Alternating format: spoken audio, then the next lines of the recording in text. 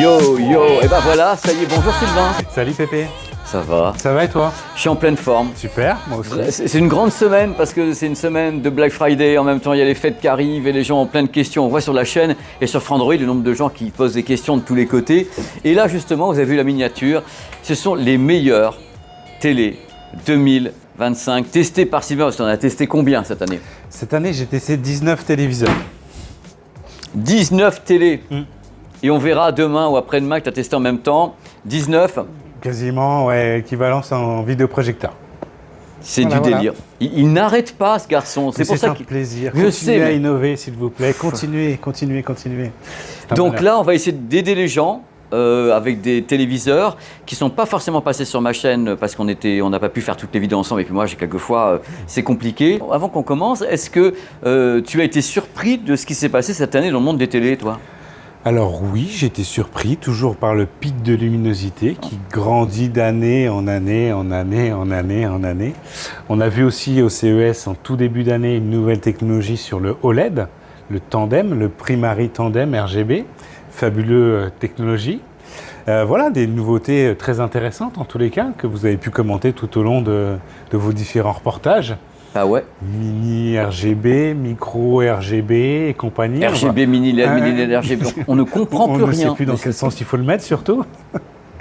On va en voir encore, je pense. Enfin, ça, c'était juste le début, les prémices, les prototypes. Et voilà, mais je pense que l'année prochaine, en 2026, ça va être le CES, la Las Vegas. Commercialisation des premières séries qu'on va pouvoir acheter sur des petites tailles, on va voir. Moyenne taille, on va voir. Grande taille, on va voir. On ne sait pas. Parce que pour moi, les technos annoncés sur la chaîne, vous avez vu, et sur Frandroid, on a fait plein de trucs, mais il n'y a encore rien dans le public. Là, on attend du CES Las Vegas que les marques disent « Ok, j'ai un 65 pouces, j'ai un 77 pouces, on va pouvoir y aller, quels que soient les technos, parce qu'il y en a donc 2,5 si je puis dire 3. » Il y en a 2. Oui, mais il y en a 2 qui sont disponibles à date. Disponibles à date. Un Samsung, 115 pouces, et un hisense, 116 pouces. Sachant que le hisense, il y a aussi en 100 pouces. Et bien sûr, sur les rangs, il y a notamment Sony qui a présenté des choses, tout le monde y va, je pense qu'on va beaucoup se marrer. Mais cette vidéo, Sylvain, c'est pour essayer de faire un tour d'horizon ensemble, surtout toi qui as fait beaucoup de tests, avec beaucoup de produits, et on va essayer de vous renseigner. Attention, tu voudrais dire un truc parce que c'est important, sur les tarifs. Alors sur les tarifs, tous les tarifs qu'on va vous indiquer, ce ne sont que des tarifs, comme il l'indique, indicatifs, d'accord ? Et les références que je vais vous donner, en fait, c'est des 55 pouces, d'accord ? Même si vous allez trouver parfois le test sur Frandroid de 65 pouces, voire de 75 pouces pour certains modèles. Sachez qu'en tous les cas, tout ce qui est partie mesure et tout ce qui est évidemment partie interface, mais également design, dans la très très grande majorité des cas, à quelques exceptions près, notamment surtout sur les pieds, en fait, ça va être valable. Donc, il n'y a pas de souci. Tous les prix qu'on va vous indiquer, ce sont pour des modèles 55 pouces à 3 exceptions près qu'on vous rappellera en temps voulu. Oui, parce qu'il y a des modèles qui n'existent pas en 55 pouces. Donc, tout ce qu'on va vous dire, c'est pour les 55 pouces. Après, vous extrapolez, vous regardez sur Google, les tarifs et autres, mais à la base, les mesures de Sylvain sont valables pour 55 pouces et au-dessus, sauf indication de notre part. Mais en dessous de 55 pouces, on ne garantit pas. Il y a des modèles en 42, 48 qui n'ont pas les mêmes dalles, on le sait. Oui. Ah, effectivement, ouais. Ça peut valoir le cas pour le 50 pouces, mais pas en dessous. Voilà. Donc, on va commencer à faire cette petite promenade, Sylvain, dans le monde des téléviseurs, avec des modèles que j'ai jamais testés, parce que j'ai pas eu le temps, et toi, c'est pas que tu as eu... J'ai que ça à faire, c'est vrai. Il n'a que ça à faire, le Sylvain. Il a que ça à faire. Alors, donc, tu as testé des modèles comme Xiaomi, des trucs comme ça. Tu as testé? J'ai testé, effectivement, tout à fait. Mais pourquoi ce sourire tout d'un coup? Je n'ai rien fait, c'est pas moi. Donc, tu as testé les téléviseurs Xiaomi. Tu en as testé combien? Tu en as testé un? Alors, des téléviseurs Xiaomi, j'en ai testé 2 séries, plus exactement. Alors, la première série que j'ai testée chez Xiaomi, c'est la TV A Pro 2026. Et la deuxième série, c'est la TV S Pro Mini LED 2026. Ils sont déjà en 2026, ils sont dans le turfu. Voilà, exactement. Alors que les modèles ont été présentés fin octobre, je crois. Voilà, de mémoire. Ils ont raison. Ils ont raison. Alors, donc, tu les as testés et c'est des produits à pas trop cher. Voilà, c'est des produits à pas trop cher. 55 pouces, la première série dont je vous ai parlé tout à l'heure, c'est aux alentours de 420 € quand même. Alors, cette série m'a bluffé, en fait. Ouais. Très bon réglage avec des calibrages d'usine qui sont vraiment excellents. Non, on est sur du très bon matériel. Par contre, la deuxième série, la S Pro Mini LED, Et ben en fait, elle m'a déçu. Alors pas en termes de luminosité parce qu'elle est plutôt lumineuse. Vous avez le test complet sur Android, mais par contre en termes de, voilà, de calibrage, notamment sur le gamma, ça se casse un petit peu la tête. Voilà, vous regardez tous les graphiques tranquillement à tête reposée. J'étais un petit peu désappointé. Voilà, désappointé.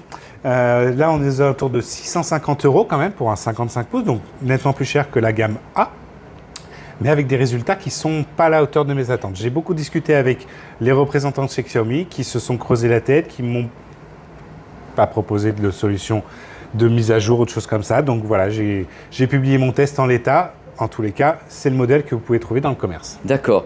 Donc, tu as fait 2 Xiaomi. C'est important de savoir qu'en fin de compte, le moins cher, c'est celui que tu as trouvé le plus sympa. Oui, tout à fait. Ouais. Donc, c'est cool. C'est bien. Pour les gens, comme ça, aux environs de 400 €, ils ont un téléviseur 55 pouces intéressant. Dolby Vision, Dolby Atmos. Tout à fait. On met tout dedans, effectivement. Sous Google TV, on y va. La plupart des Chinois ont tous les codecs et les standards. De toute façon, ils mettent tout à l'intérieur. Ils ne font pas le tri.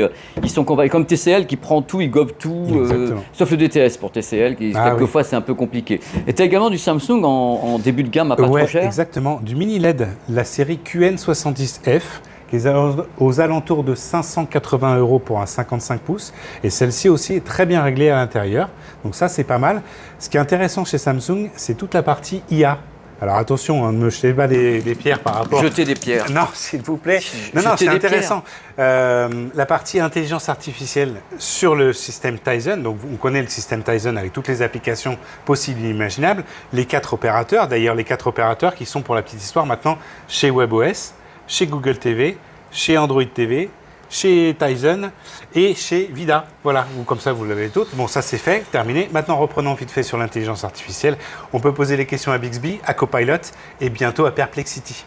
Et ça avec une mise à jour qui va être rétro-compatible. Même sur des produits début de gamme. Exactement, ouais. Donc ça c'est intéressant. C'est la force de la marque, ça. Exactement. C'est les numéro 1 Télémonde depuis maintenant 17 ans ou 16 ans 18 ans, numéro 1 Télémonde. Chaque année, on grossit comme ça. Chaque année, ils sont là, ils disent c'est toujours nous. On ne sait pas pour combien de temps, mais pour le moment, ils sont encore numéro 1 du monde des téléviseurs. Justement, là, je me tends moi-même une perche parce qu'on va parler de la marque TCL derrière. C'est pas possible. Bah oui. Parce qu'il y a des tas de modèles que je n'ai pas le temps de tester chez TCL. Et toi, c'est pas que tu as eu le temps, tu les as fait, bien sûr. Sylvain.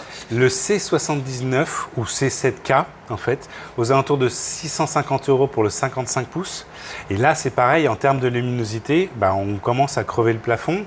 Alors le plafond, il y a encore de la marge, hein, évidemment. On va voir qu'après, on a d'autres modèles en TCL, toujours en 55 pouces, un petit peu plus cher, voire équivalent, puisque chose vraiment, je ne sais pas ce qui se passe sur le marché, mais pour à peu près 650 €, donc à peu près le même prix, vous avez aussi un 55 pouces en C8K ou C89K. Qu'on a testé. Ouais, qui est extrêmement lumineux et pour moi, c'est l'un des meilleurs rapports qualité-prix du marché. C'est vrai qu'avec les confrères, on a beaucoup discuté, même avec les confrères du monde entier, et c'est vrai que ce modèle passe en effet pour un des meilleurs rapports qualité-prix existants. Vous avez le test qu'on a pu faire pour le monde du mini LED. C'est un des meilleurs rapports qualité-prix. Extrêmement lumineux. On met tous les HDR dans le wagon. C'est parti sous Google TV. Calibrage qui est pas mal du tout, franchement. Vraiment, ça s'améliore d'année en année. Vraiment, c'est top. On sent que la marque pousse de toute façon de tous les côtés, nouvelles technologies. Ils parlent de tas de choses au niveau du OLED, Inkjet Printed et autres. Ils font beaucoup de choses. De toute façon, n'importe comment, ils sont leaders sur plusieurs technologies. Et ils ont des grosses usines qui fabriquent pour tout le monde. Ils fabriquent pour tout le monde, ces gens-là. Donc TCL, C7, on t'en a parlé, on voit le test à l'écran. Le C8 qu'on conseille évidemment. Après, on va vers un produit que je n'ai pas testé, dont tu m'as beaucoup parlé. Ouais.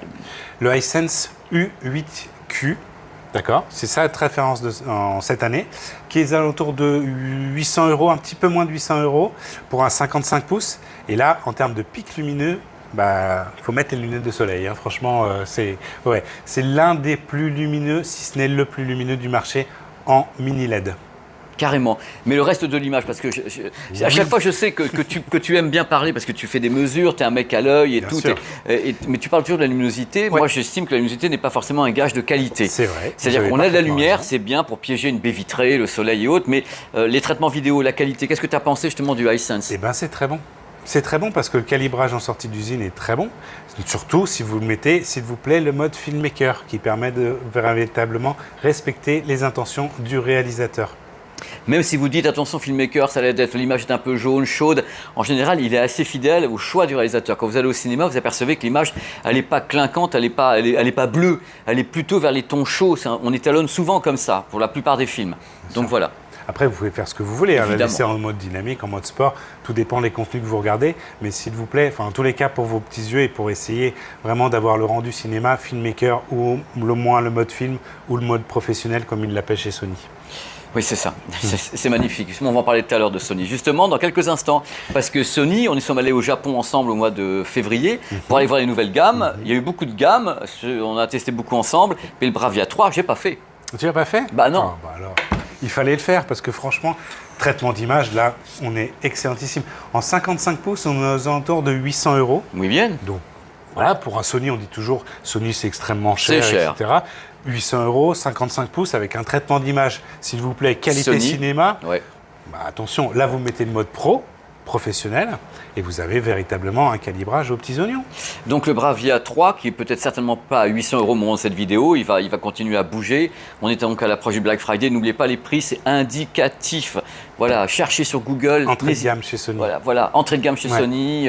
Voilà. Alors après, on va vers une marque dont on parle beaucoup dans tout ce. Il y a encore Samsung parce qu'ils ont des gammes de dingue, quoi. Samsung, le haut de gamme en mini LED, pardon, c'est le QN90F qu'on trouve aux alentours de 900 € pour un 55 pouces. Donc c'est pas mal. Et là, bah, on avait le 70F, le 80F qui a aussi également été testé sur Android. Et là, le 90F, on monte en luminosité et toujours avec un calibrage qui est pas mal du tout. Même chose chez Samsung, au fur et à mesure des années, c'est vrai que quand on a testé les produits il y a 5, 6 ans, 7 ans, on n'avait pas ces traitements vidéo, on n'arrivait pas, il y avait toujours Sony, Panasonic qui était tout à fait leader, mais indiscutable. Au fur et à mesure, on a vu toutes ces marques qui ont commencé à s'entourer certainement, à progresser au niveau de l'ingénierie et avoir des téléviseurs qui sont de mieux en mieux calibrés. Ouais. Les chipsets, les processeurs à l'intérieur des téléviseurs et aussi des vidéoprojecteurs font vraiment un bon boulot maintenant pour arriver à des calibrages qui sont assez bluffants. Et là, on va continuer dans la lignée, on reste à Séoul avec un autre modèle Samsung. Oui, mais alors ce coup-ci, on passe en OLED. Voilà. Le fameux White OLED, QD OLED, etc. Qui vient de quelque part en Corée. Chez Samsung, c'est Corée du Sud. OLED. Voilà, c'est marqué OLED en grand. C'est qu'on n'arrive pas à changer ça. On leur a posé des tas de questions à Samsung pour savoir, bon, c'est de l'OLED à l'intérieur, mais ça, c'est pas du QD OLED. Qui fabrique? Bon, non, bah, c'est OLED Samsung. Pour un 55 pouces S90F aux alentours de 1000 €. Voilà, c'est pas mal. Là-dessus, on a une luminosité qui est excellente, un système Tizen qui est très bon aussi, avec tout ce qui est intelligence artificielle, réglage automatique, et également un calibrage qui est très bon. Avec un petit pied central aussi, design assez sympa. Moi, j'aime bien celui-là. On en parle beaucoup dans les commentaires sur ma chaîne, même si je ne l'ai pas testé. Beaucoup de gens me citent le produit et c'est bien que tu en parles justement. Ça remet les pendules à l'heure. Et maintenant, on va vers un endroit qu'on connaît bien, c'est-à-dire les téléviseurs qu'on a testés ensemble, alors que ton ordinateur s'est éteint. Ah, bravo. Parce que là, on peut dire que ceux-là, on les connaît très bien, puisque c'est LG, le fameux LG, le C5. Voilà. Rapport qualité-prix quasiment imbattable. 1000 € aux alentours de 1000 € pour un 55 pouces. Ouais, le prix a chuté. Hein. Le fameux White OLED de chez LG. Alors, c'est pas la nouvelle technologie, on la verra un tout petit peu plus tard. Mais en tous les cas, voilà, un petit gap de luminosité par rapport à la C4. La C4 reste tout à fait d'actualité si vous avez une bonne affaire à faire. Prenez la C4. Voilà, sur le Black Friday ou d'autres opérations commerciales. Mais en tous les cas, voilà, le C5 qui monte encore d'un cran, on va dire, la luminosité, qui reste toujours excellentissime en termes de calibrage, temps de réponse, temps d'affichage, c'est du tac au tac, c'est top. Et puis la référence est culte. Depuis les C9, tu as encore une C9 toi? Ouais. Tu te rends compte? Aucun marquage. Ouais. Il y a des trucs comme ça, c'est vrai qu'il y a des gens, ils ont le malheur d'avoir du marquage. Sylvain est la preuve vivante qu'au bout de 6 ans, il n'y a rien. Pas de souci, effectivement. Et puis il l'utilise tout le temps. Ouais. Voilà. Et le C10, la référence est iconique quand même dans le monde de l'OLED et ils ont continué sans faire trop progresser le produit quand même. Hein. Alors sur la gamme C, voilà, il faut pas non plus, comment on va dire ça, dis-le. Grappiller le haut de gamme. Il ne faut pas toucher au G. Il faut laisser un petit peu le G vivre. Il ne faut pas toucher au G parce que sinon les gens ne comprennent pas ce qui se passe. Quoi. Il faut laisser la primeur au modèle galerie. Tout à fait. Voilà, donc c'est le truc. Donc le C reste tranquillement le fer de lance des produits les plus vendus chez LG. Je crois que c'est le C, c'est même pas le B, c'est le C. Non, c'est le C. Alors que le B vaut aussi Ouais, le B est très intéressant. Ouais. Très bientôt en test sur Frandroid, ne vous Voilà. inquiétez pas. Et les B commencent, et au début, ils n'avaient pas 4 ports HDMI, ils ont rajouté des trucs. Les B progressent au fur et à mesure. Hein. Très bon Donc, il n'y a pas de problème. Après, on va Exactement. vers un produit que je n'ai pas testé non plus, mais tout le monde m'en parle. Ouais, alors là, c'est le haut de gamme, en fait, on va dire, chez TCL.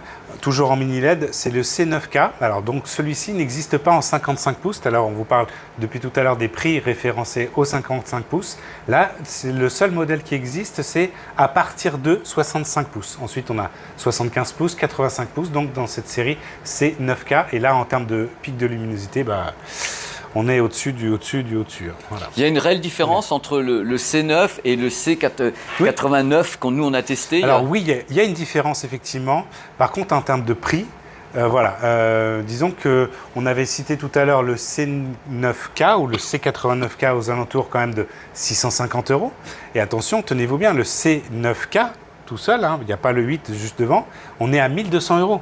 Donc on est quasiment au double. Au double. Voilà, pour finalement la luminosité qui n'est pas au double et le calibrage qui est équivalent chez l'un et chez l'autre.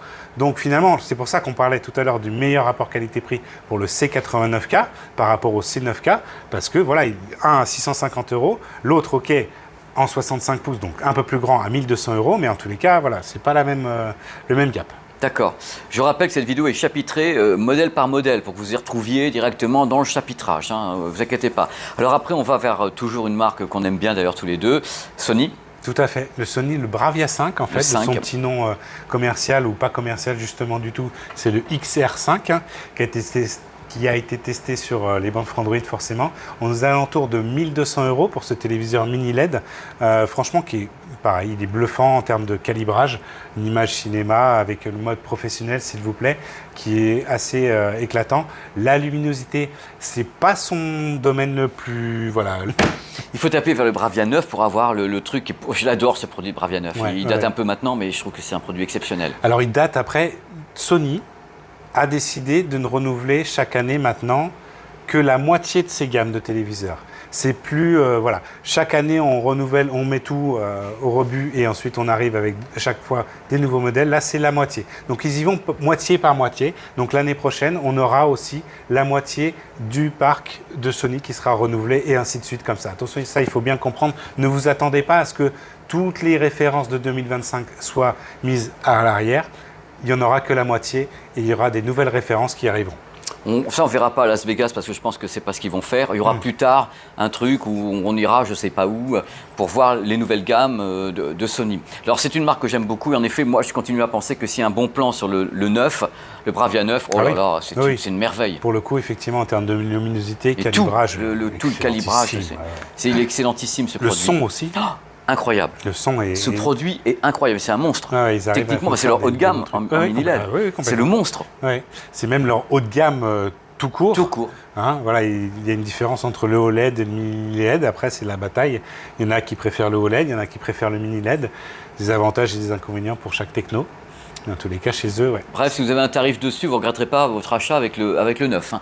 Après, on part vers quelque chose qu'on connaît bien également. Voilà, c'est le LG G5, hein, qui est autour de 1400 € pour le 55 pouces. Attention, chez moi, j'ai testé différentes diagonales, mais sachez que toutes les mesures sont valables pour ces diagonales de 55, 65, 60, 17, je crois, jusqu'à 83 pouces. Ouais. Voilà, hein, on monte encore très, très haut et là, on atteint les sommets en termes de luminosité sur un téléviseur LG avec la technologie OLED, donc Primary Tandem RGB de cette année. Exactement. Le produit est étonnant. Hein, c'est vraiment, tous les ans, ça montre. Ce qui était fou, c'est que ce qui m'a fait, entre guillemets, tiquer à la place des gens qui nous regardent, et j'ai eu beaucoup de commentaires sur la chaîne là-dessus, c'est que le MLA, les micro-lentilles, ont eu 2 ans d'existence. Et directement, ils sont pointés derrière avec ça. Pour les gens, c'est incompréhensible qu'on puisse changer quelque chose au bout de 2 ans, comme si c'était un échec. Mais je suis convaincu qu'il va revenir sous une autre forme, le truc. Ils vont le rebalancer. Imaginez qu'ils mélangent une technologie avec une autre. Ils disent voilà, non seulement on fait du tandem, on vous rajoute les micro lentilles et on fait péter le truc. Là, ça continue. Il suffit que ce soit provoqué par Samsung, ils vont le faire. Oui, pourquoi pas. Remarquez, c'est un moyen, avec le filtre, de booster la luminosité. Hein. Voilà. Le G5, en fait, quand je l'ai testé, j'avoue que Allez, j'ai pas eu la chair de poule, mais voilà, il y a eu des petites choses quand même qui se sont passées. Et j'ai appelé tout de suite Pépé. Je lui ai dit, écoute, là, il se passe J'ai eu le coup de téléphone et je me suis dit, vous avez encore bu, Sylvain, vous avez encore bu. Non, mais vous savez, c'est important que tu dises parce que il y a des moments dans la vie des journalistes, on a un truc, on dit, ah là, il se passe un truc. Et c'était ce moment-là avec le G5. Ouais, donc, parce que c'était la nouvelle technologie, c'était le premier téléviseur avec cette nouvelle technologie qui arrivait. Et voilà, on en attendait beaucoup. Et pour moi, les résultats sont à la hauteur des attentes. On n'avait jamais mesuré ça. C'est comme le premier QD OLED de Samsung avec la dalle mat. On n'avait jamais fait ça. Exactement. C'est ces moments dont on se souvient dans nos carrières. Oui, complètement. Le calibrage, quand j'ai vu les petits graphiques s'afficher, mais il faut monter, il faut faire quelque chose, allons-y. Mais non, tout restait d'un parfait hallucinant. Il est pété de records, il est pété de records, le G5. Ouais. Justement, comme le suivant dont on va parler maintenant, qui est pété de records. Le Samsung S95F, qu'on trouve aux alentours de 1 500 € pour un 55 pouces, je le rappelle. Voilà, donc celui-ci, c'est du QD OLED, la technologie développée par Samsung Display. Et donc là, vous avez un revêtement mat. Certains aiment, d'autres détestent. Certains, voilà. Ça dépend vraiment de quand vous pouvez le regarder, la journée, le soir. Il y a deux écoles. Pour moi, j'apprécie beaucoup ce téléviseur parce que ça lui donne une certaine polyvalence. On disait, oui, voilà, les téléviseurs OLED, il faut forcément faire le noir autour de soi parce que dès qu'on a un tout petit peu de lumière, ça devient un miroir. Et là, avec ce téléviseur, ce qui est intéressant, c'est que non, finalement, on peut avoir même, sincèrement, une baie vitrée derrière soi, un éclairage de fou. Et on va retrouver, voilà, certes un petit halo, quelque chose, mais en tous les cas, on pourra quand même profiter de son programme. Et ça, c'est top. Alors, les noirs ne seront pas aussi noirs que véritablement on peut les apprécier dans une salle obscure. Mais en tous les cas, voilà, on peut continuer à profiter de son téléviseur. Et ce qui est intéressant, c'est que justement, quand il n'y a pas de lumière, c'est exactement l'image d'un OLED classique. C'est-à-dire, c'est quand il y a de la lumière, on a l'impression qu'elle a été un peu appauvrie, cette image, parce que c'est la perception qu'on en a. Mais ça reste un téléviseur OLED qui a en effet une colorimétrie de délire, parce qu'il faut savoir un truc, Sylvain, quand il a mesuré, tout ce qui est QD OLED, ça pète les scores en colorimétrie. C'est inattaquable pour le moment. Ah, les couvertures des espaces colorimétriques, c'est hallucinant. C'est inattaquable. Ouais. C'est inattaquable, effectivement. La luminosité aussi est quasiment à l'équivalence du G5. Donc voilà, il a tous les atouts pour faire un excellent téléviseur chez vous. Et je sais qu'en plus, ce qui était étonnant, c'est qu'on a vu dans les commentaires, et tu as vu également sur Android, le truc, c'est que c'est un produit qui coûte cher, mais qui s'est vendu super bien, qui continue à se vendre super bien, parce qu'il est différent. Comme les G5 autres, c'est des produits, là on attaque l'exception. Justement, on va aller vers Philips, qui a également des produits qui sont intéressants. Tu vas nous parler d'un modèle, justement. Oui. Alors Philips, ce qu'il faut savoir, ce qui est intéressant chez eux, c'est qu'ils nous présentent les téléviseurs en janvier, février, et après on les reçoit en mois de octobre, novembre. Donc voilà. Par grand vent, par grand vent. Donc c'est dommage parce que c'est quand même une marque historique qui fait quand même des très bons produits avec le système, le fameux système, l'incommensurable système l'Ambilight. L'inégalé. L'inégalé. Personne ne veut le faire. Sous Google TV, ils essayent un petit peu leur système, enfin pas leur système, pardon, système Titan. Le Titan. Voilà, avec qui a des succès ou pas, voilà, on ne sait pas. Mais en tous les cas, qui permet de les émanciper en tous les cas du géant Google.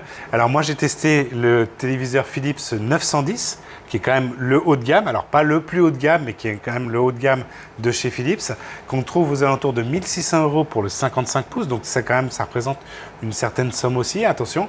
Mais voilà, moi je l'ai trouvé quand même très intéressant, extrêmement lumineux aussi, parce qu'il profite quand même de la technologie. C'est la dalle LG, voilà, qui est dessus, LG, tout à fait. Ouais. Donc ça c'est bien, il est bien calibré, il donne vraiment des bons résultats sur tout ce qui est sportif, mais également il sait très bien se comporter sur tout ce qui est série et film.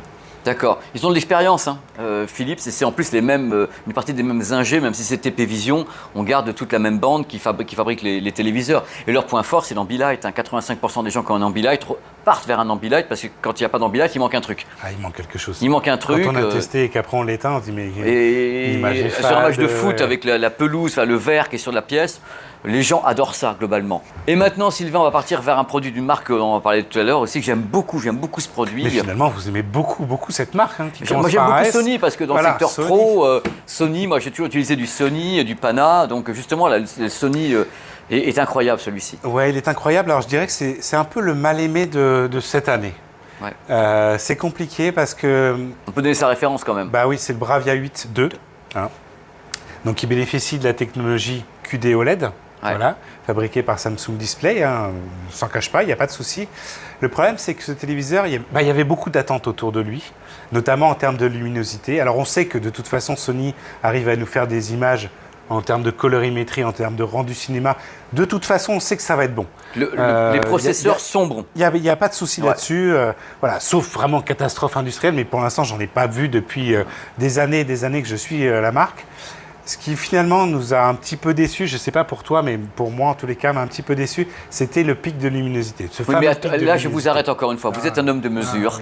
Vous allez me dire que le pic de luminosité, c'est tout pour vous. Non. Ce n'est pas la qualité d'image, Sylvain. Ce n'est pas la qualité d'image. Ce n'est pas une qualité d'image. C'est pour ça que je n'ai pas commencé là-dessus, pour attaquer tout de suite sur le pic de luminosité. Mais voilà, par rapport à un S95F, un G5, voilà, par rapport à la concurrence finalement, là-dessus, je dirais qu'il manquait cette petite... Et si c'était volontaire de leur part de ne pas pousser? Eh ben, pourquoi pas, effectivement, à ce moment-là. Soit, puisque le pic de luminosité, alors parlons-en de ce pic de luminosité. Tous les médias que vous envoyez, que ce soit en Blu-ray, en streaming, etc., est-ce qu'ils arrivent à monter à 3000, à 4000, etc. Non, pas du tout. Non. Donc finalement... 1600, 2000, ça Donc suffit finalement, ce que largement. vous dites, c'est que c'est pas si important que ça. Alors s'il vous plaît, en effet, le Sony Bravia 8 II est un excellent produit. C'est du QD OLED. Ils l'ont pas poussé au maximum comme l'a fait Samsung alors qu'ils ont la même dalle. C'est leur choix. Ils voulaient pas peut-être avoir une sorte de ce qu'on appelle le clipping, ou avoir des problèmes de tone mapping. Ils sont restés dans les clous. Et ben moi, j'aime beaucoup ce produit. Voilà. Si, j'aime beaucoup ce produit. Et j'aime beaucoup ce produit Sony Bravia. Mais c'est vrai que c'est un mal aimé. Et surtout dans une gamme où d'un côté, il y a le Bravia 9 qui est une étincelle incroyable en mini LED. Vous avez les modèles donc plus classiques chez Sony en OLED. Vous avez celui-ci qui est au milieu, comme ça, qui essaie de se frayer un petit peu un chemin. Mais moi, j'aime beaucoup le produit. Je trouve qu'il marche très bien. Non, qualité cinéma, vraiment, voilà. Là, maintenant, dans tout ce qu'on est en train de faire, c'est que des bêtes. Hein. Ah, complètement. Là, on est dans les monstres depuis 10 minutes, là. Hein. Et justement, le suivant, waouh! Et le suivant, en fait, c'est mon téléviseur préféré. Allez, on peut le dire, hein, le meilleur téléviseur de 2025, en tous les cas pour ma partie, que j'ai préféré. Finalement, c'est le Panasonic, la série Z95B, qui bénéficie aussi de la dalle LG Display, donc avec la fameuse technologie Primary RG Display. Voilà, tout simplement alors vous allez me dire encore, vous allez me sauter dessus, le plus gros pic de luminosité. C'est pas vrai, vous avez une maladie avec ça. Oui, mais tu sais très bien que c'est pas un critère d'achat. Les gens, ils veulent une belle image. Mais, s'il vous plaît, en plus de ce fameux pic de luminosité record. Il est record. Voilà, le calibrage est record aussi. Le calibrage est incroyable. Voilà, tout simplement. Autant que le Sony 8. Autant, effectivement. Le Donc Bravia, finalement, 8. il a le calibrage parfait du Sony Bravia 8, mais avec la luminosité des autres. Donc voilà, finalement, vous avez le meilleur des mondes. Alors attention, il y en a certains qui vont me sauter dessus en disant « Oui, mais on est passé sous Tizen TV et du coup, ça ne va pas comme il faut, etc. » C'est pas relatif à l'image, la qualité d'image. Voilà. Enfin, on est quand même dans deux produits nippons qui sont incroyables. Parce qu'encore une fois, ce qu'on peut dire, c'est que moi, j'adore tous les téléviseurs. On en teste beaucoup. Sylvain a une passion pour ça et moi aussi. On a testé beaucoup de produits qui sont donc d'entités qui sont donc asiatiques, chinoises, coréennes du Sud. Et là, encore une fois, on est sur le haut avec du Pana, du Sony qui continue à conserver cette aura au niveau technique. Complètement. Et une chose dont on a assez peu parlé finalement, c'est tout ce qui est la partie audio. Alors le Sony a une très bonne partie audio, mais le Panasonic a encore une meilleure partie audio. Je suis désolé. C'est technique, ça. C'est technique, et c'est surtout, c'est technique dans le sens où finalement c'est spatialisé. C'est-à-dire qu'ils arrivent quand même à une épaisseur plus importante que les autres, ok, mais ils sont quand même intégrés des haut-parleurs sur les côtés, au-dessus. Derrière, partout où il faut pour créer une véritable spatialisation. C'est ce qu'on reproche quelquefois parce que les gens dans les commentaires disent j'ai pas besoin de cette partie sonore, mais c'est vrai qu'aux enquêtes consommateurs, les gens ont besoin sur ces produits-là d'avoir du son. Ils veulent pas acheter un truc audio. Là, on achète une barre de son. Clairement. On n'achète pas un téléviseur uniquement, on a la vraie barre de son intégrée créée par Technics avec des haut-parleurs latéraux en haut, en bas. On a des vrais effets d'élévation, un vrai Atmos. On a vraiment un truc de délire. Je pense, c'est une des meilleures sections audio qu'on connaisse. Ah oui, pour moi, c'est la meilleure section audio intégrée sur un téléviseur. Après, pour moi, c'est finalement, comme j'allais dire, le seul téléviseur sur lequel on peut se passer d'une barre de son. Complètement. Les autres, acheter une barre de son, minimum 200 €, enfin voilà. Un soutien. Lui, il n'a pas besoin de soutien. Il n'a pas besoin de soutien, même sur les basses. C'est du délire. C'est Technics qui a bossé avec eux. Donc Technics, jusqu'à bord du contrat, ils savent faire du son. Hein. On remarque d'autres marques comme Samsung ont Harman derrière, JBL et autres. Il y a Bang & Olufsen, il y a Onkyo. Mais Xiaomi. Pardon? Avec Xiaomi, avec Herman Cardon. Xiaomi et Harman Kardon. S'il vous plaît. Voilà, l'alliance incroyable qui a défrayé Hollywood. Donc c'est génial. Donc en effet, pour toi, le Pana et le téléviseur de l'année. Oui, tout à fait. Voilà, bah, c'est très très bien. Je suis content de l'apprendre. Très bien, Voilà, on mais verra c'est- l'année prochaine. On verra l'année prochaine parce que moi je suis d'accord. Moi j'ai un faible aussi pour le Pana parce que je trouve que le produit, moi qui aime le cinéma, les Sony, les Pana, ça peut paraître bête, mais les traitements vidéo sont oufissimes, quoi. C'est dingue. On continue après avec une catégorie que vous m'avez presque imposée. Parce que je vais vous Oui. dire, si, il faut le J'y tiens dire, un petit peu, j'y tiens. un il peu. y tient. Moi, je suis quelqu'un qui vous a gavé avec ça pendant des années et qui en est revenu. Vous allez nous parler de définition 8K. Oui, les fameux 8K. Voilà.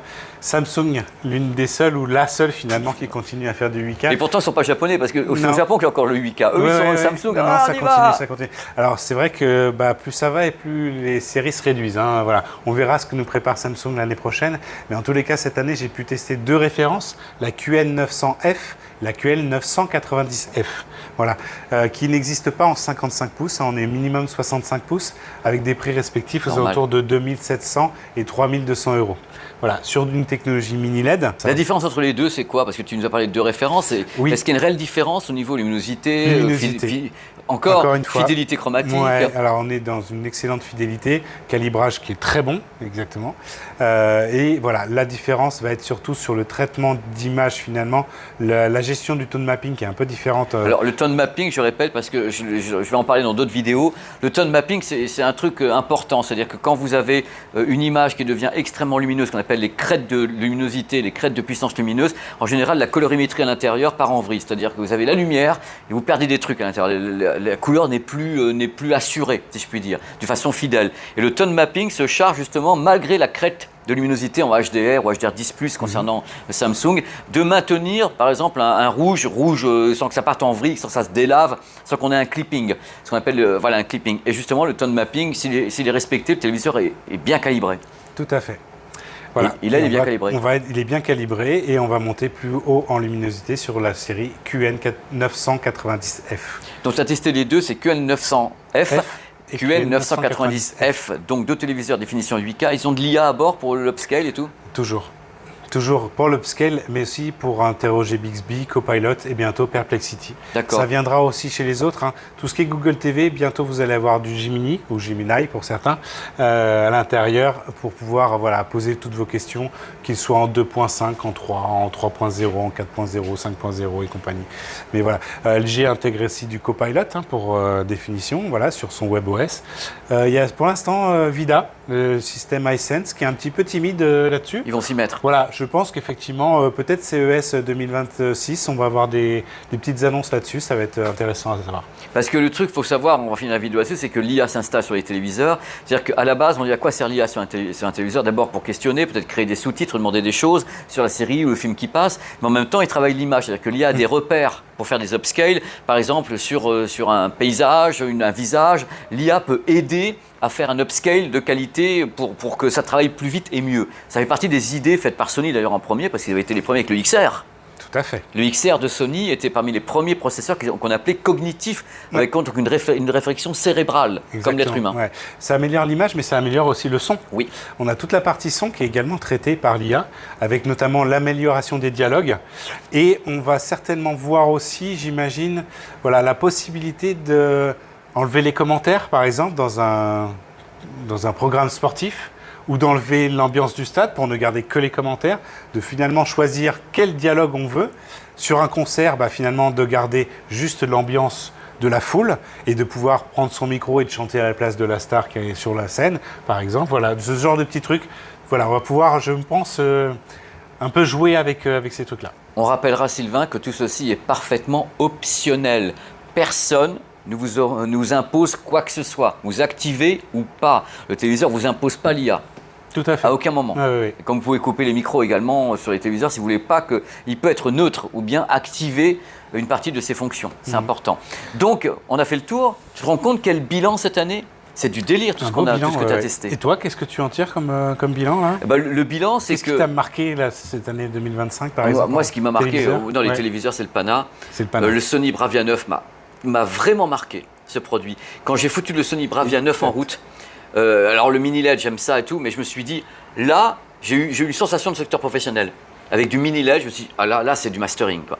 Et en effet, le Pana, parce que j'aime beaucoup l'image cinéma, et je dis pas, en effet, même au rapport qualité-prix, c'est vrai que le TCL C89 qu'on a testé, je me dis, pour le rapport qualité-prix, les avancées sur la qualité du rétroéclairage, du nombre de zones, de début d'absence totale de blooming, de choses comme ça commence à être très très fort, sachant qu'il y a 3 ans, on voyait encore les spots de rétroéclairage sur tous ces produits, Oui. on n'en voit plus un seul. Oui, c'est vrai qu'on n'a pas trop parlé de blooming cette année, finalement, en fait, parce qu'il est quasi inexistant, clairement.